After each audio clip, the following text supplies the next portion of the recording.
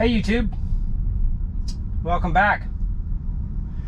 It's been a few months, mostly because we've been on version 8.2 for so long. I kind of ran out of things to test. Hopefully you all understand that, but we apparently are going to be getting version 9 tomorrow, tonight at midnight.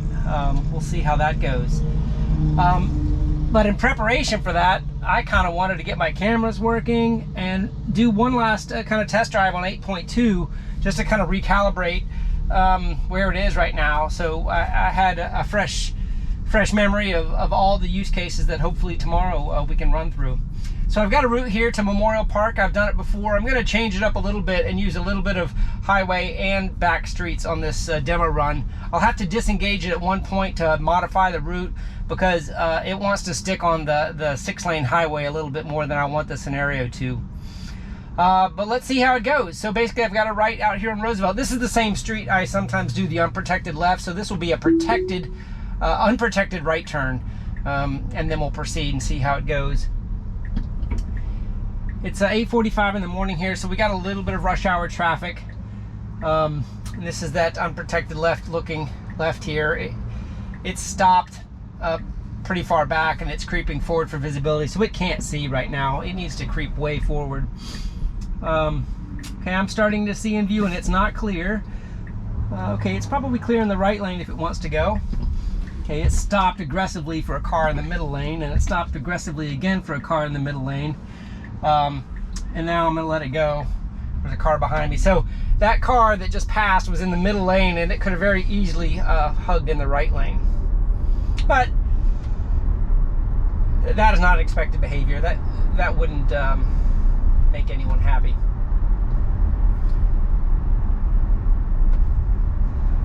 All right, so while we're kind of on this straightaway here, just to kind of recalibrate what all we're expecting. We're expecting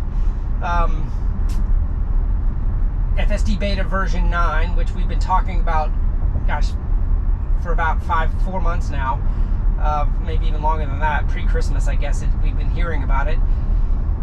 This is the Tesla Vision. So, you know, since announcing going Tesla Vision, a lot has changed to include taking the radar out of all production Model 3 and Model Y vehicles, which kind of forced the production cars to need a new version of software that didn't have any radar code in it. You know, while that may seem simple, you know, my somewhat little bit of developing experience, I know backing code out, while at the high level can be pretty easy, getting rid of all of the little bugs and dependencies can be pretty hard. And I can't even imagine how to extrapolate that into neural network programming that I'm not very familiar with. So I give them credit for doing what they had to do, and how long it takes is just how long it takes. So, but here we are. It looks like they got production Tesla Vision working in the Model 3 and the Model Y that is on the road today without FSD Beta. And now they're ready to move into city streets, which is what we're demoing here with FSD Beta version 9. All right, I'm going to disengage and take a right turn here to kind of get onto the back roads a little bit more instead of using this highway here.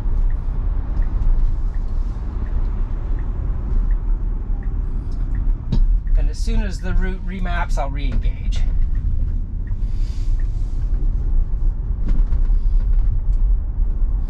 All right, re-engaging now. So anyway, back to my thought, and I've been trying to figure out and ask Elon, and I asked Karpathy on Twitter, didn't get any responses. It doesn't really surprise me, but I'm curious, like in version 9, is it city streets FSD Beta that's the only function that's radar only on this car, which has a radar installed?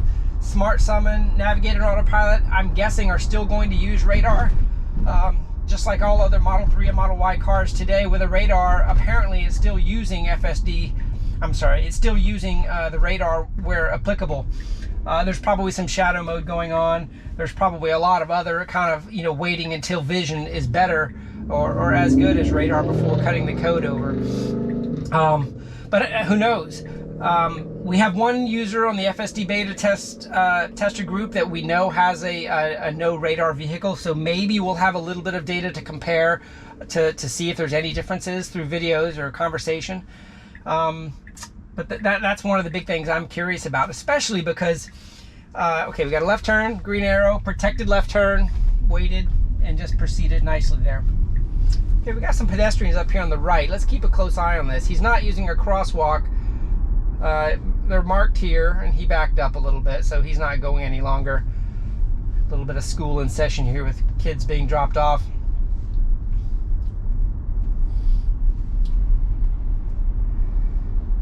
Okay, that went smoothly. It slowed down appropriately, but we did have a lead car that had already slowed a little bit.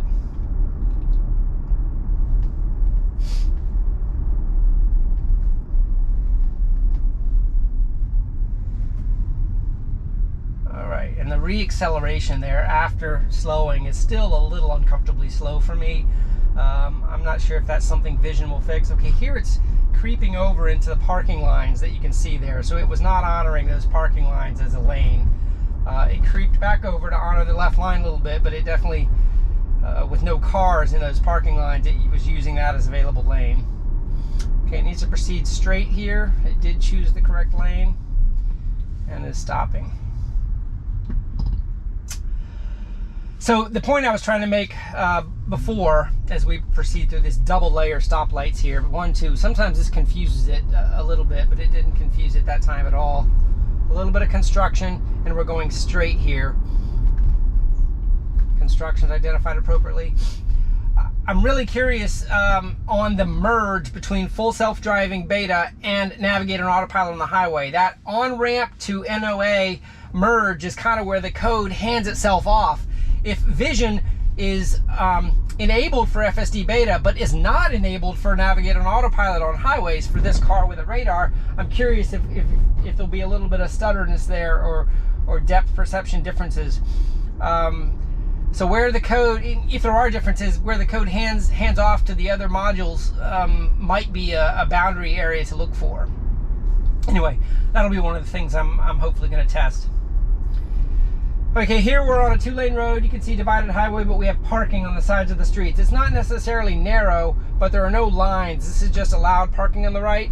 In earlier builds, you all may remember, it used to kind of weave into the gaps here where there were no cars to use the entire lane width.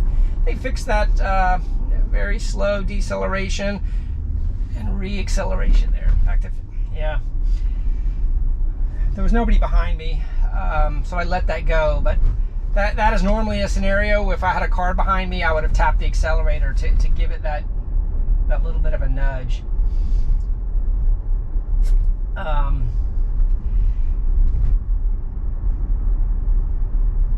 In any case, flashing yellow here. This has given it some trouble in the past, and it sees it as red and yellow. It slowed all the way down. I had to hit the accelerator because there's a car behind me. So it fully stopped at that flashing yellow. So that was an intervention there. Here's another single flashing yellow, and it sees it as red, but it proceeded through it. So while the visualization may have thought it was a flashing red, which would have indicated a 4-way stop, it proceeded through it with a flashing yellow, which is what I was seeing. I don't know if that's a color perception or what there. All right, we're turning right here with this is protected, a protected right turn, or the right, it's kind of staying a little bit wide. Okay, did a fine job there.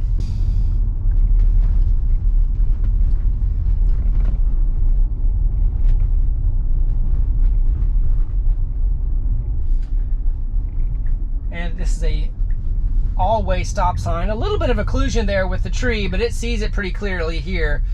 So it should be treating it as an all-way. That's kind of a rolled California stop there. It didn't come to a complete stop. But, we know there is a setting for California roll in FSD Beta. We've seen that on Green the Only's posts of some of the back-end code. But that was not a full stop. Not uncomfortable for me. That's kind of how I drive when there's no one around. If there are other vehicles around, I typically do come to a complete stop as to not create confusion as to who's next.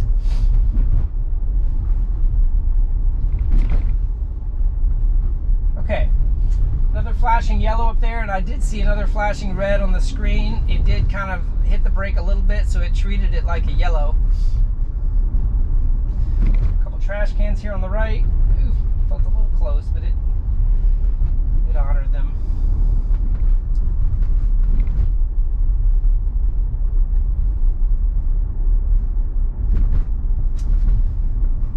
All right, so some of the other things that we're expecting on V9 FSD Beta is smoothness and phantom braking to go away. Smoothness is, you know, if you've watched the recent videos that Karpathy has put out, there's a lot of sensor fusion confusion when radar sees something and then it goes away, it sees it again and it goes away, and vision, you know, has a steady stream, and then which one to rely on. That created some of the phantom braking events, and also some of those initial brakes that continued on when the decision was made.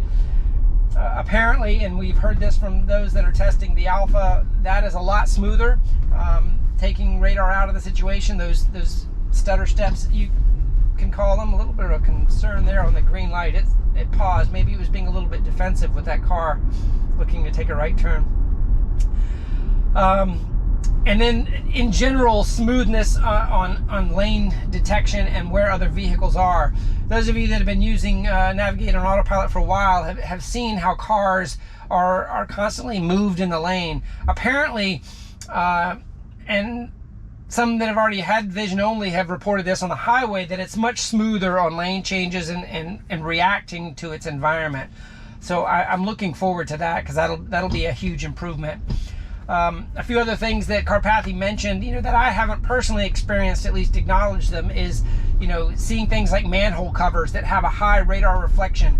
You know, while to our eyes a manhole cover may look flat, but the metallic nature of it and the hard, tight ridges around the plate and perhaps even the rim apparently gives a very strong radar signature that comes back, and the car perceives a manhole cover much different than perhaps just the asphalt around it. So that difference going away, apparently, you know, will prevent those perception differences from creating that phantom braking. There's a lot of manhole covers on this road here, but there's also a lot of kind of potholes and things too. I'm not noticing specific manhole reactions in this version.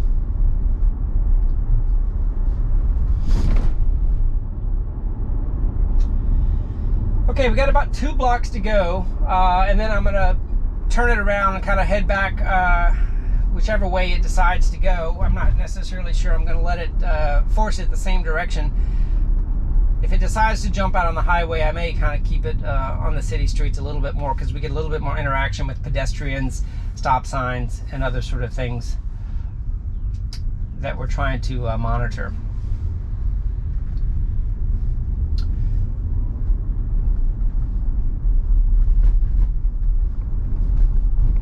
Did a good job there. And here's the end of our drive. All right, we'll be right back. Go. Okay, I've got our return destination programmed in there, and it looks like the route's staying mostly in the rural neighborhoods. So this is a tight T intersection with a little bit of a Y. It's got pretty good visibility to the left and the right, and it's plenty clear right now. I'm not sure what it's waiting on. We do have some traffic coming. And you watch, it's going to go as soon as it's not clear. No, okay, it's still waiting, but it's uncomfortably waiting. Okay, it's just not very busy here, so it's going to go now, I hope. It's clear. There we go. It was safe. It just waited longer than I would have.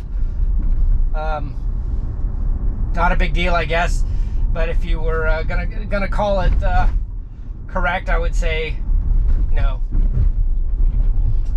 It did not take its first opportunity. You know, one of the big things I've noticed as a tester on the long haul is that FSD works amazing on roads, even with parked cars. When you introduce traffic, that's the variable that throws everything into another level of confusion, which makes sense. I mean, it's the same for a young driver, it's the same for an old driver. Traffic is the variable that is reality that you have to deal with. So, you know, driving out here with no car interactions, it's pretty good at making its decisions go over a little bit. Okay, it gave him room, but it was tight. I Can't argue with it. That stopped car there, if you look back a few seconds, was good how it created the path. Didn't really slow down though, it just created the path. So the different levels of traffic between light traffic, medium traffic, and then heavy traffic are different scenarios. You know, like heavy traffic, you know, a human and the car has to create space with blinkers and pausing and getting other drivers to give you way. You know, we use a lot of communication, whether we realize it or not, with the wave, with the way a car will leave a gap. The autopilot's going to have to figure that out on its own in heavy traffic. In medium traffic, you know, things are just, you know, busy. You got to shoot for gaps. You know, you have to find your space based on the speed and distances that are created from the traffic. And then in light traffic, it's, you know, almost like the cars aren't even there. You know, you just got to occasionally make sure you don't hit something that may or may not be coming. But if you do see something coming, you can usually wait a few seconds and it's going to be clear after that. And then in no traffic, you know, the environment is your test bed. You've got no interactions to worry about other than the pure road differences. All right, it proceeded nicely through that same stoplight. We've got a car backing out here into its own lane. It didn't slow down a bit, and that car stayed in its lane, but a human, I wouldn't have been sure he wasn't going to back into my lane. I let that go perhaps a little farther than I should have. Wow. So that's an interesting rule there. I'm going to snapshot that one only because that one's relevant. Because the software assumed that car was going to do what it expected by staying in its lane, even though it was backing up. A defensive driver assumes things could go wrong and has to prepare for them. The best scenario would have been to give a wide berth if it was going to continue. Another scenario would have been to slow down to assess how far he was going to come back before proceeding. But because it was on the other side of that double yellow line, version 8.2 just ignored it. Pretended like it was going to stay in its lane and do what it should do. Flashing yellow here. Once again, I'm seeing red, but it proceeded with yellow.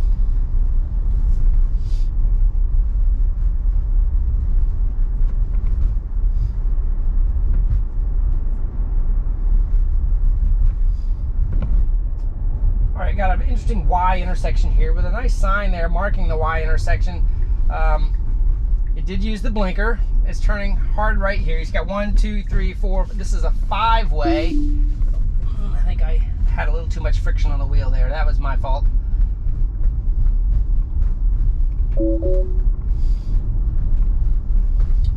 Alright, got another parked truck here. It created the path around it and then going to the stop sign.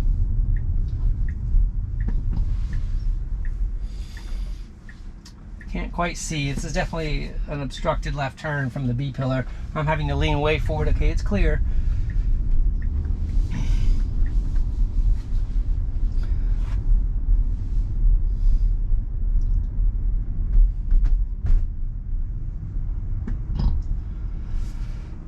So that last intersection kind of brings up the B pillar discussion. Those of you that have been watching my videos for a while know that I'm kind of an advocate of the fact that I don't think the location of the B pillar is optimal. It does have the degrees of visibility when there are no obstructions, but when there are obstructions specifically to the left, the B pillar is pretty far back. You know, for me to simulate my eyeballs being at the B pillar, okay, here's the flashing lights again.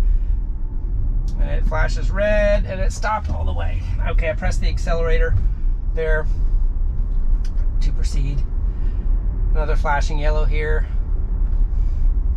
Seeing yellow, red, and then it proceeded. So there's definitely some flashing yellowisms in there. So my point I've made many times is for my eyes to be in the same location as the B pillar, I have to lean as far back, and I would actually have to lean my seat back a little bit to put them there.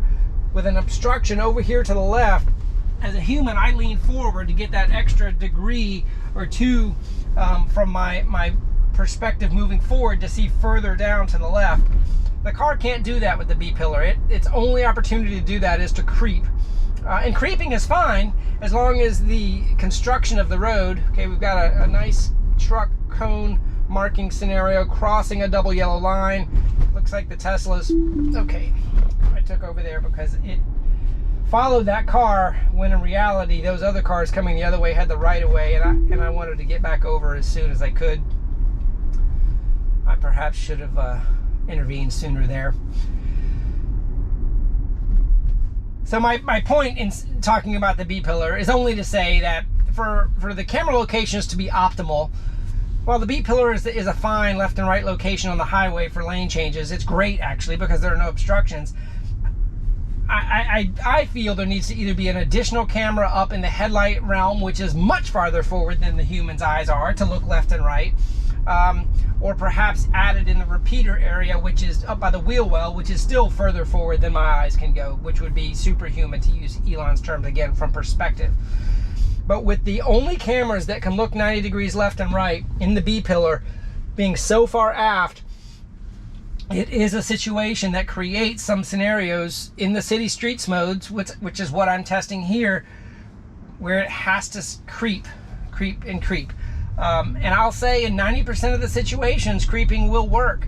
And perhaps they can solve it completely by using mapping or recognizing that the car can't proceed in certain obstructed scenarios safely. Or the reaction time just has to get very, very fast if it makes a decision that's wrong, and it knows how to accelerate out of a bad decision. Like if you jump out in front of a car that's coming too fast, you've got to know that you've got to accelerate, which a human would do.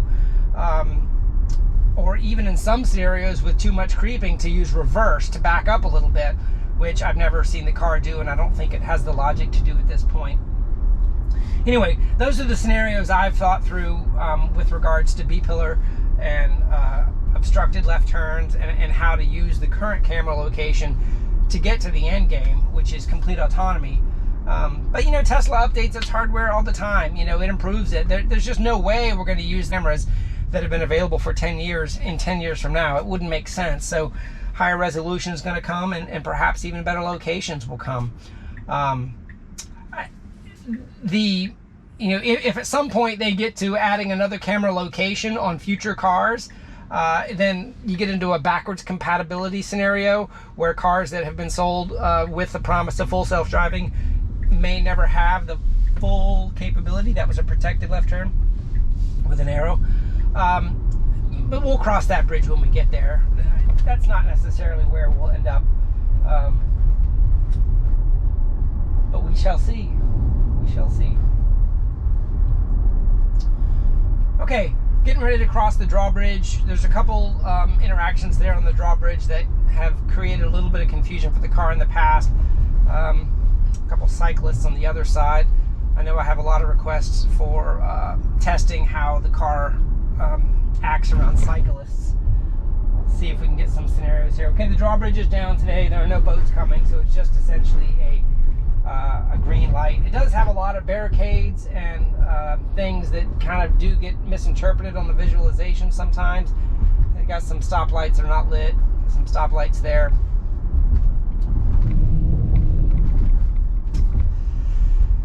Okay, the last thing I'll say I'm really looking forward to, and that we've heard Elon use, and I guess it's been under wraps pretty good, we haven't seen any sneak peeks of it that I know, is the visualization changes that we might see. We've heard the term mind's eye of the car, or the car's mind's eye. Another aggressive slowdown there as that car turned off. The reacceleration was a little bit better there. But this mind's eye visualization, I'm really looking forward to. Okay, here we got a car stopped behind a trash truck. We have to wait our turn. Let's just make sure the car does wait its turn. So there's the trash truck that's being rendered, and it knows it's stopped. You got a few pedestrians here picking up the trash. That's good. These are the unlit speed limit signs. I'm not sure if the camera can see or not, but this is one of those 15-mile-an-hour wind flashing school zone signs. All right, the truck is moving. It changed colors, and now it's in follow me mode again. So that's good. It didn't try to go around that traffic. We might get another opportunity here as the car decides to go straight and stop and we'll see if it tries to go around them again. This is a difficult to create scenario. Okay, it stopped, and it did. It's going around very aggressively on a turn that it, wow. Okay, I could see that it was clear, but I'm not sure the car could see it was clear. It went without even pausing. I'm not sure I like that, so I'm going to go ahead and snapshot that also. That was an interesting scenario, throwing that at the end behind a trash truck. I may have to look for those in the future because that gives a lot of stop and go interactions. Okay, we've reached the destination here, so I'm going to go ahead and disengage autopilot and just kind of wrap it up. So this is, I'm hoping, my last version 8.2 video. If we get version 9 at midnight Pacific time, which will be 3 a.m. East Coast time, which is where I'm located in the eastern United States in Florida, we'll try to get some installation and maybe a first impressions video. I may do this exact same drive for my first impressions video. Okay, I've got a cyclist here as I'm trying to wrap up.